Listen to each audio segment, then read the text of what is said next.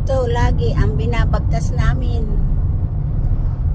patungo sa kina Jenny. Araw ngayon ng Huwebes, alas 2:40.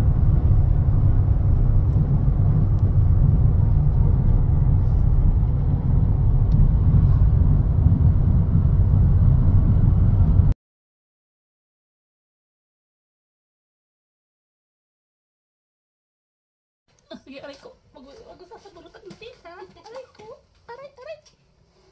Okay, where is Josiah?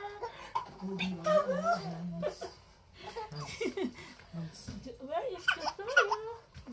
Josiah. Peekaboo! Where is Josiah? Josiah, where are you? Peekaboo! Where is Josiah? Josiah, where are you? Peekaboo! Hinga ka muna, hinga. Inhale, exhale. Mother duck went out one day over the hills and far away. Mother duck said quack, quack, quack, quack. And all of 5 little ducks came back. 5 little ducks went out one day over the hills and far away. Mother duck said quack, quack, quack, quack. And all of them 5 ducks came back. Came back. Wala ko ganyan, hindi ka rin siya. Hindi ba siya eh? Magkano ang niya dito?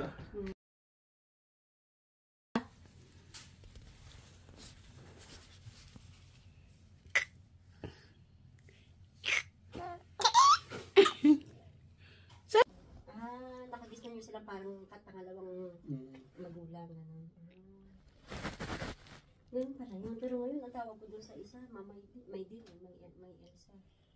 May kuya.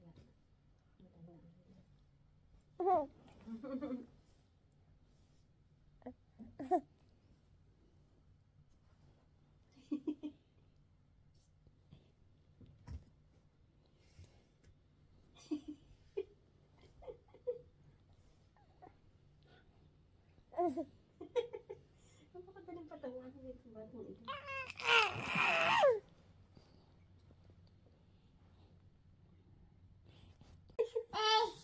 Hey. Peekaboo.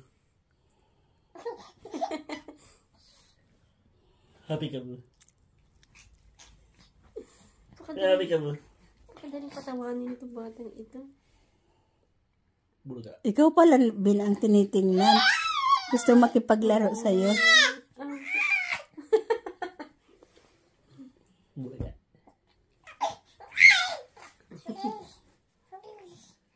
Agi daw, agi. Agi. Agi daw, agi. Ikaw pala tinitingnan din. Gusto niyang kalaruin mo siya. Daddy.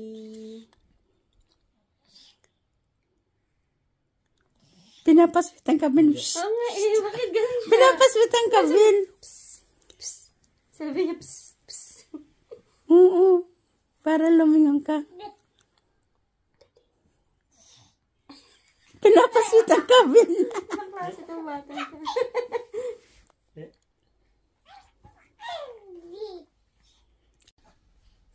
Josiah. Kuku. Bulaga.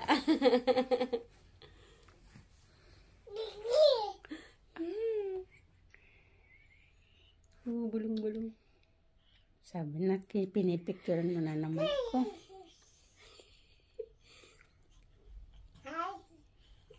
Ay. Bulaga.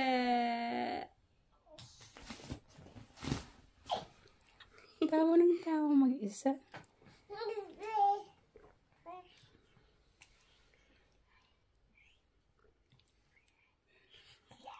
Ito siyang bumulong-bulong ah. Ala. Akala yata niya pinabulaga siya.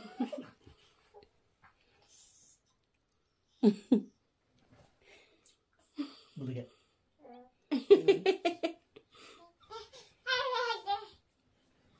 Lumalaki na ikaw bunso.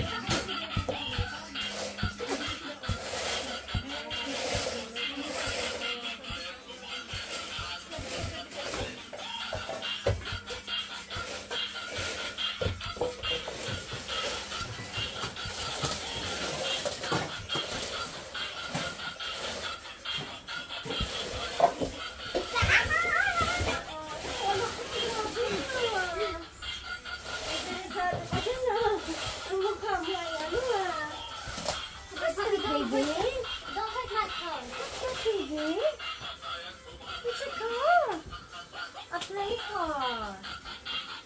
A play Wait. car. He can play. Hindi na pa alam. He didn't know yet. He doesn't know yet. Ano to? Kasi na po Kuya Poppy.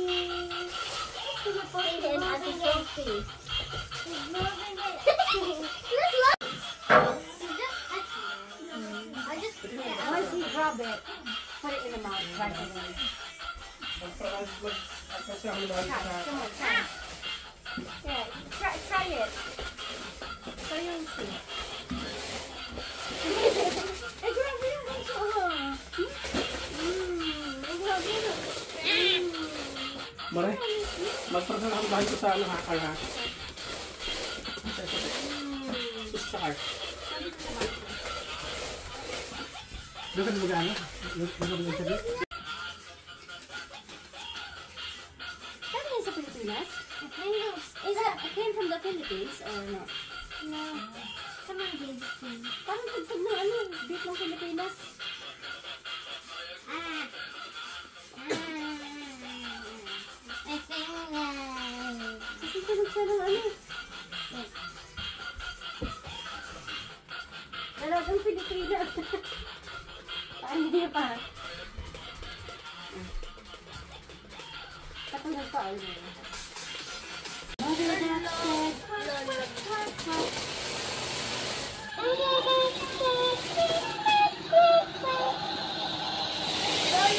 The pony, the big ducks came back. Sinunod rin yung tatay. Ang daki.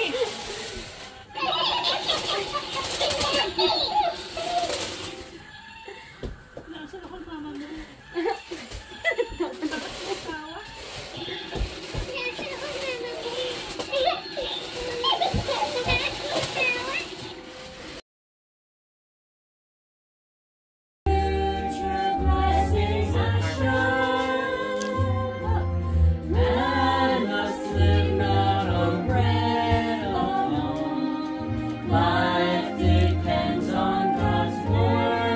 Like Bible.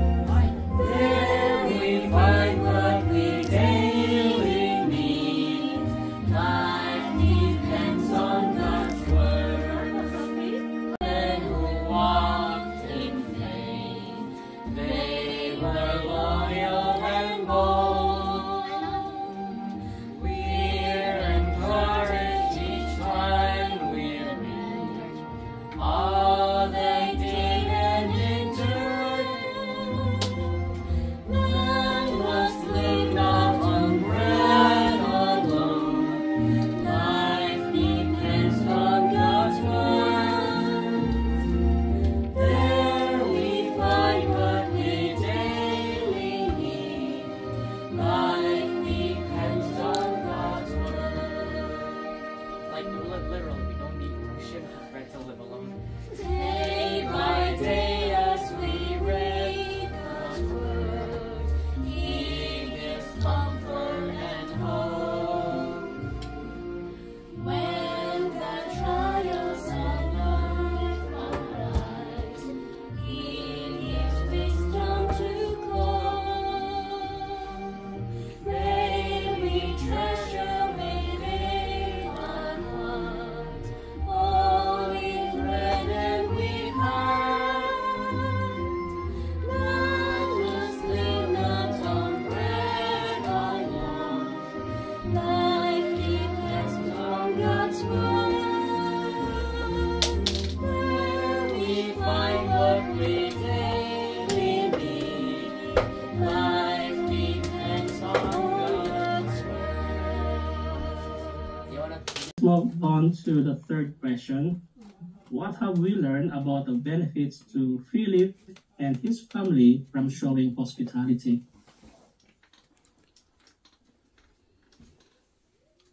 Diyan ako sumagot kahapon.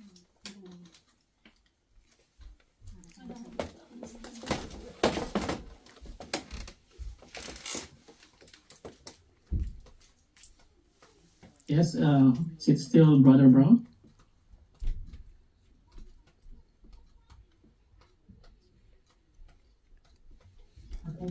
Sorry, I forgot to unmute. I'm new to this. Yeah, Philip enjoyed the offering hospitality to other Christians and even some prophets who came to stay. Some of them even stayed with them for a number of days, so would have had the Christian fellowship from them and the benefits of that, just like a family did, would be so courtesy. That's good. Thank you very much. Sister Snipes, please.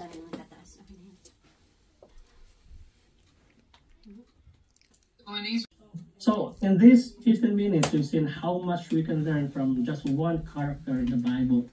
Imagine how much more we could gain by studying the many examples it offers, all of which can help us become better Christians today.